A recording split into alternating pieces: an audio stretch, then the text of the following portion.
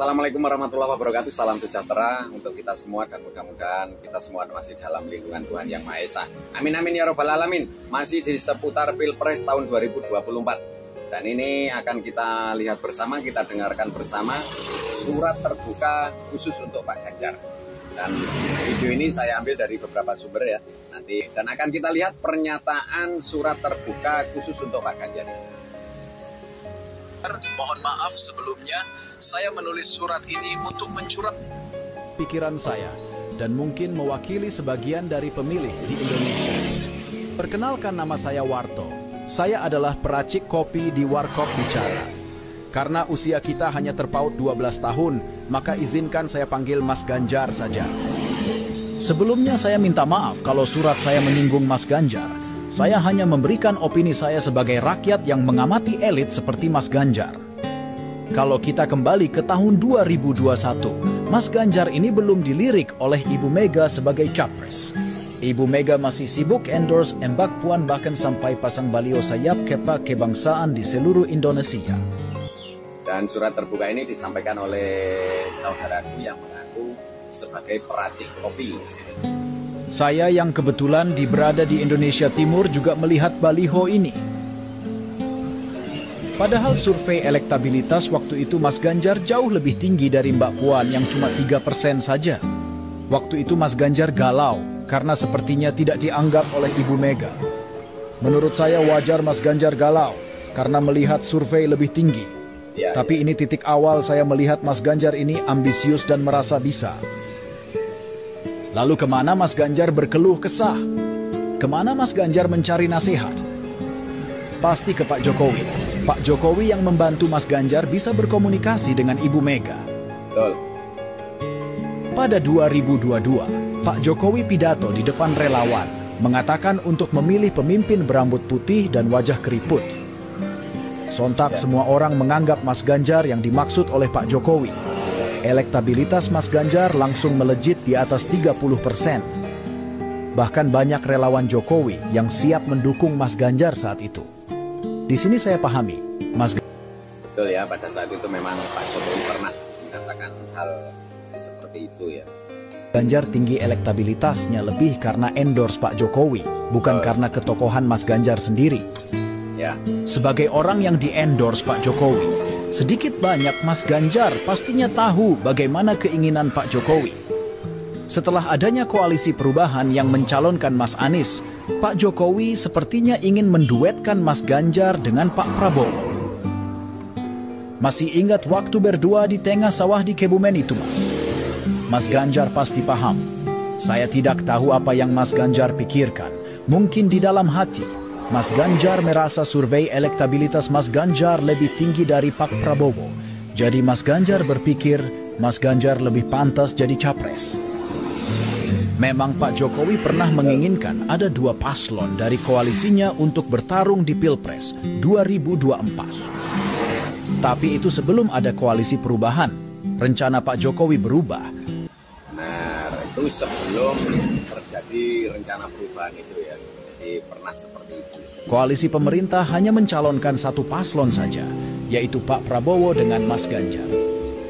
Tapi Ibu Mega nggak mau Mas Ganjar jadi wakil, kan partainya terbesar, masak jadi wakil, rugi dong kita. Karena tidak tercapai kesepakatan, maka jadilah dua paslon dari koalisi pemerintah. Sampai di sini saya menduga Mas Ganjar pasti sumringah. Mas Ganjar mungkin berpikir, buat apa jadi wakil? Kalau bisa jadi presiden. Kalau jadi presiden. Wajah Mas Ganjar saya bayangkan tersenyum dan dada membusung. Setelah 2 tahun mempromosikan Mbak Puan dan gak berhasil, sepertinya Ibu Mega sudah menyerah. Dengan pola yang sama, Ibu Mega melihat survei Mas Ganjar tertinggi. Ibu Mega berpikir bisa mengulangi cerita sukses Pak Jokowi. Ibu Mega berpikir, yang gak apa-apa capres bukan anaknya, yang penting masih petugasnya. Tapi Ibu Mega melihat ada satu masalah. Mas Ganjar ini sudah terlanjur diasosiasikan dengan Pak Jokowi.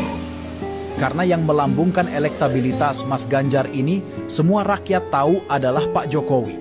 Pak Jokowi. Maka Ibu Mega menawarkan tiket capres dengan syarat harus tunduk mutlak kepada Ibu Mega. Mas Ganjar membuktikan kepatuhan pada Ibu Mega dengan cara menolak Piala Dunia U20 dengan alasan ada kontingen Israel di kompetisi tersebut.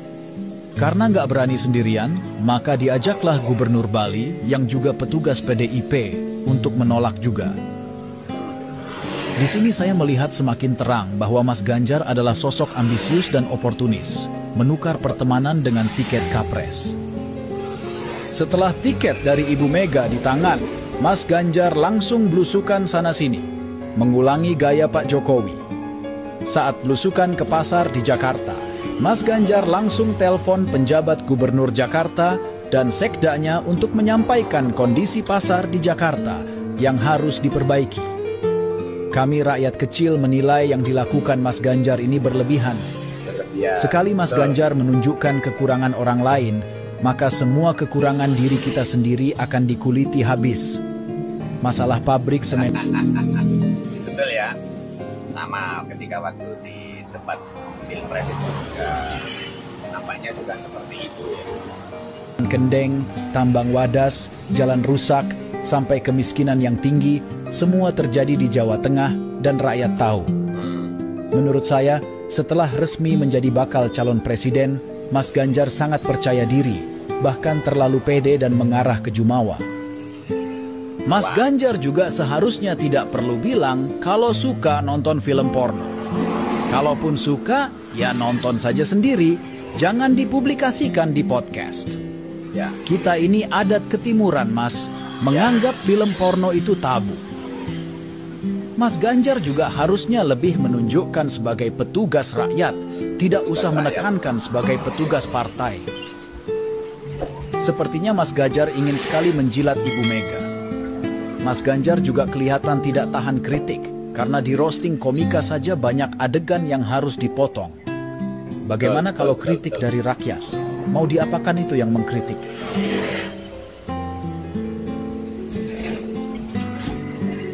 Dan memang seperti itu ya, kadang-kadang di diri kita sendiri, kadang-kadang kita ini suka menjelek-jelekan orang lain untuk menutupi kekurangan kita ya. Dan ini sebagai pembelajaran lah untuk kita semuanya, bahwasanya kita tidak usah menilai orang lain, nilai diri kita sendiri dan berusaha berbuat baik, seperti itu kurang lebihnya. Yang paling dungu menurut saya, maaf kata-kata saya kasar, adalah menyebut lulusan terbaik kampus tidak seharusnya menjadi pembawa acara ataupun jurnalis.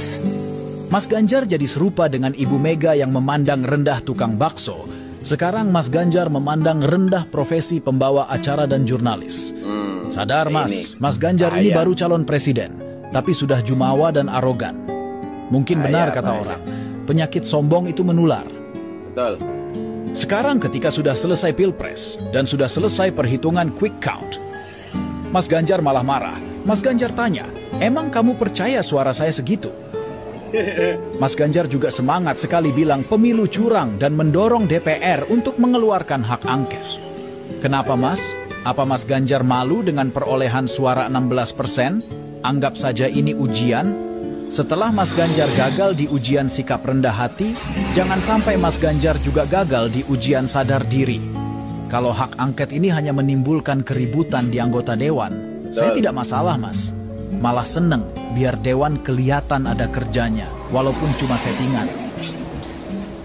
Tapi ingat Mas, efek di masyarakat. Rakyat akan terbelah menjadi yang pro dan kontra hak angket. Semoga tidak terjadi kerusuhan bila hak angket ini berjalan. Dan tolong Mas, jangan hanya tentang Pilpres saja hak angketnya, tapi juga Pileg.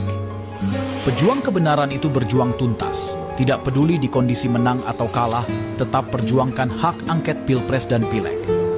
Jangan sampai Mas Ganjar dikenang sebagai tokoh pemecah belah bangsa.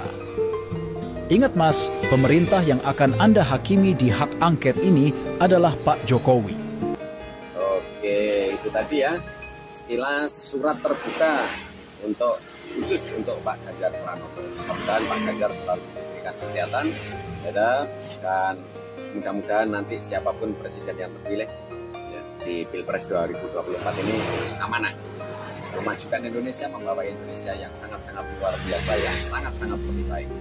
Dari saya Capukel undur diri, kurang lebihnya mohon maaf. Diakhiri wassalamualaikum warahmatullahi wabarakatuh.